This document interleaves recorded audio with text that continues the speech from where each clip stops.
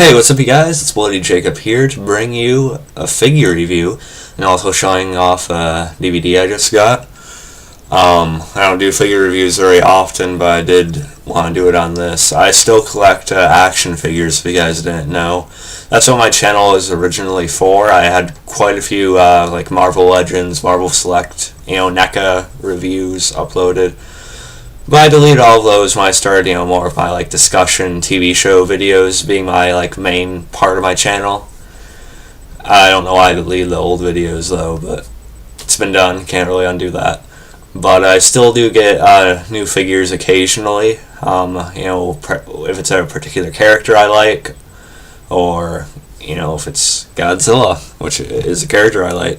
And I just picked up the NECA Godzilla versus Spacegodzilla 1994 Heisei Godzilla figure. I had to get this guy after NECA is one of my favorite toy companies. They probably could be my favorite toy company. As you guys know, I have quite a few figures from them. In particular, a lot of the Freddy figures I have, and the Predator figures. Some of the Jasons I have are NECA. And I also have a Terminator and stuff too. So they're just really good quality. They're not really known for their articulation, but they've gotten actually quite a bit better about that over the years. And just their detail and their sculpt and the paint is usually pretty good. There can be some quality control issues, but they've gotten better about that too. And when I heard they're releasing all these Godzilla figures, I knew I had to get one eventually, because I am a die-hard Godzilla fan, guys. I've been a fan of the original Japanese Godzilla since I was in DK kindergarten, okay? And I have almost all the Godzilla movies on DVD. All 28, 30 or so now, I think. I forget the exact number. But if you can see that bookshelf right there, that top part, that's where I keep all my DVDs. I'll give you a better look at that sometime. But yeah, there's more stuff over there. It's not just that one stack. It's not just that one stack. So I might show more of that sometime. But yeah, so let's get into the figure a little bit, man. But before we do that, I did want to show off the Godzilla 2000 DVD I got. Now, Godzilla 2000, I actually had the original VHS copy right here. Yeah, VHS, what's that, right? But Godzilla 2000 is probably my favorite individual Godzilla movie, at least Japanese. So, it's kind of hard to compare that to the new reboot and stuff. Even though I still might like this one a little bit more than the new reboot, actually. I'm not sure. I'd have to think about that. But this is definitely my favorite Japanese Godzilla movie. And so I had this one on DVD. I had this one on VHS for years. It was probably the first Godzilla movie I ever seen when I was a little kid too in DK. That and King Kong versus Godzilla. Why do I always see the crossover movies first? I mean, I seen Alien versus Predator before any of the Predator and Alien movies by themselves, and then I seen Freddy versus Jason before any of the Nightmare Friday movies by themselves. I don't know why I did that, but yeah, so this has a lot of nostalgia for me. I still think it's one of the better Godzilla movies overall.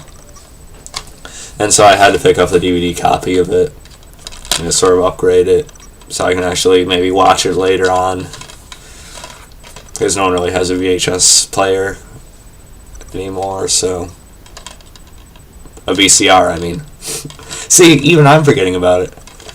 But yeah, it's great to have this. And hey, there may come a time on my channel where I actually go through some of the old Japanese Godzilla movies and review them, who knows. But yeah, I'd love to talk about it too. If you guys want to comment below, we can talk about some of that stuff. That'd be cool. But yeah, so there's that stuff. And now let's get back into the figure. Just a lot of great detail on this one, man. Before I get into this again, though, I'm sorry to delay, but I'd like to get one of my Bandai Godzilla figures out. Give me a second, guys. I know I should have prepared for this a little bit more.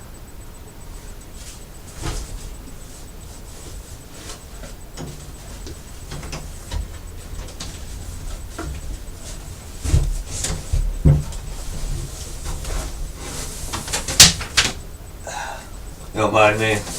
These are where I keep my comic books too. But yeah, I'll show you some of my Bandai Godzilla figures to sort of compare.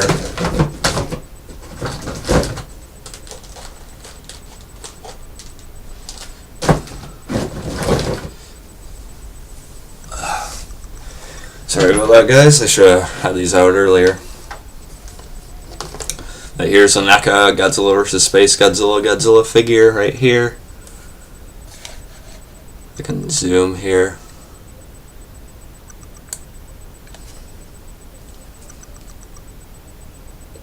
Yeah, my webcam's probably not picking up all the details as much as I would like. Let's see if I can zoom out. Actually, it works better if I just hold it closer to the webcam instead of like zooming in. It's a little bit less blurry that way. Once it focuses anyway. Not sure if it will. But hopefully you guys can see the amount of detail that's on that figure. And here's my Bandai Spacegodzilla figure, ironically enough. As you can see, these aren't like bad figures necessarily, but the plastic on them is definitely a lot cheaper. And, you know, there's not quite as much detail and stuff like that, but, you know, for, like, kids, the Bandai stuff is good, and, you know, it's kind of good for adults to have this stuff, too. I'm not going to get rid of them, really. So that's pretty cool. And it's not the greatest scale, because, you know, Spacegodzilla, I think, was actually a little bit bigger than Godzilla. But, again, it's Bandai and NECA, so I knew that the scale's not going to be, like, matching. And here's my 1954 Bandai Godzilla figure. See a comparison between those two guys.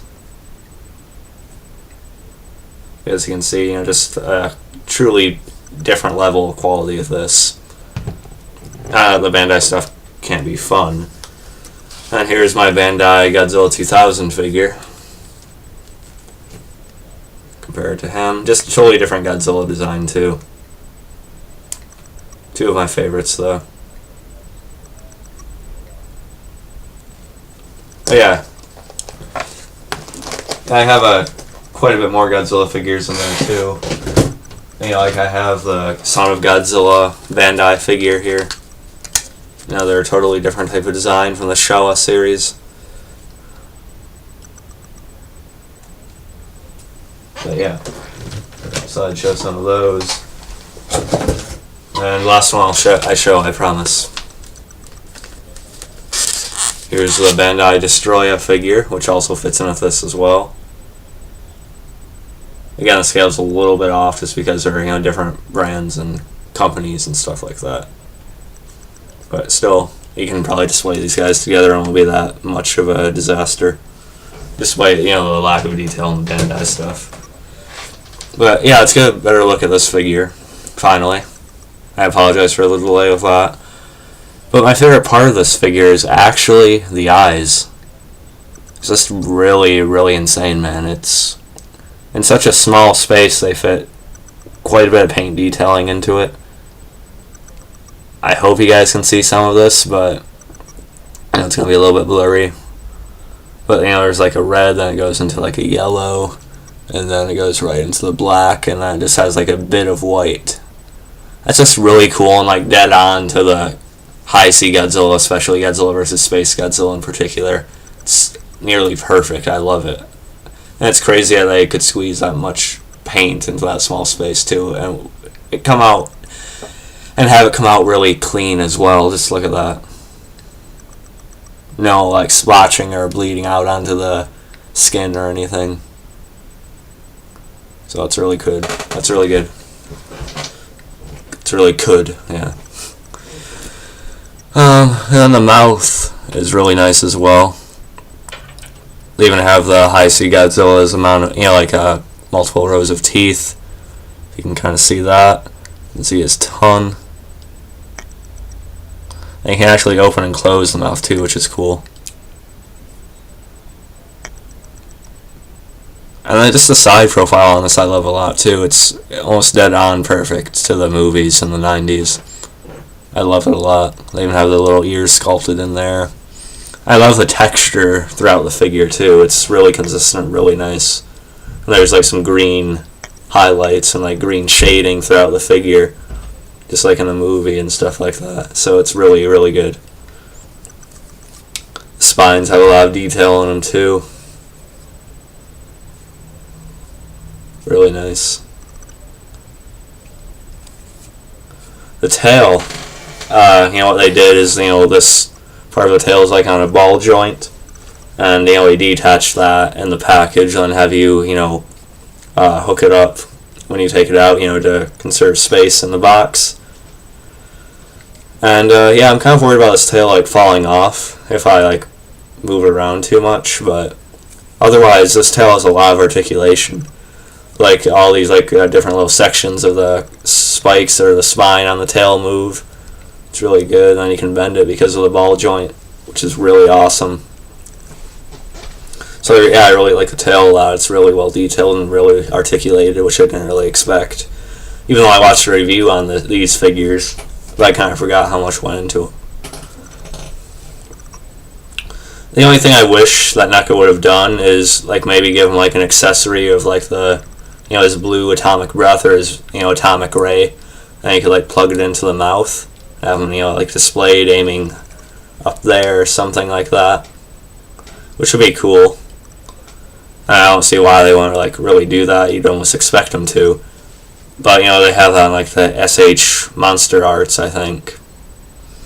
But it's not that big of a deal. It'd just be a cool add-on, I guess. I've seen some people put that accessory from the other Godzilla figures into the mouth of this one, so you could do that too. And this figure has so much detail in it that it's not a huge deal that they don't have that kind of accessory in it either. So yeah. And I'll show you the articulation too, which this figure has a great amount of articulation. I didn't expect to have this much. The foot moves. You can even turn it. It has a mini little ankle pivot for Shartimus Prime. There's a little one there. And the knee actually moves a little bit. Not worried about trying to force it. I don't want to break it. And the leg actually moves with his thunder thighs, of course. Fans always complain a lot of Godzilla in the 90s was fat. Not really, because his thighs and his legs would need to be bigger to be able to hold up that much weight, so it's actually realistic in a way. But yeah, this is probably my favorite version of Godzilla, the one that started in 84, 85 with the Return of Godzilla, and it went all the way through to Godzilla vs. Destroya in 1995. They kept the same version of Godzilla going through all those movies, and some reoccurring characters too. I just like that continuity. And I love the consistency of that Godzilla throughout those movies. So he's probably my favorite Japanese version of Godzilla himself, along with the version in Godzilla 2000. And I love the American reboot version now, too. Can't wait to see where that one goes. I like that one a lot. So far, the writing's great in that. But, the rest of the new American Godzilla movie is sort of average, but I love the version of Godzilla in it. And that's what kind of happens a lot. And we watch a Godzilla movie for Godzilla, let's face it, but we're not going to get into the movies right now. And yeah, I'll show you the rest of the articulation. The hand, the fingers actually moving like a set. You can move the 3 like that. The hand also does the 360. And then there's an elbow joint, which is really nice.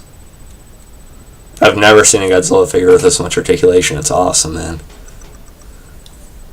This thing's actually more mobile than the suits are they have that they create. It's not as stiff, which is funny. But yeah, I'm definitely glad they have this. God, holy shit, that sculpt is awesome. Just look at that. Just look at that, the body and the skin and the texture and stuff. This is phenomenal, man. I love it.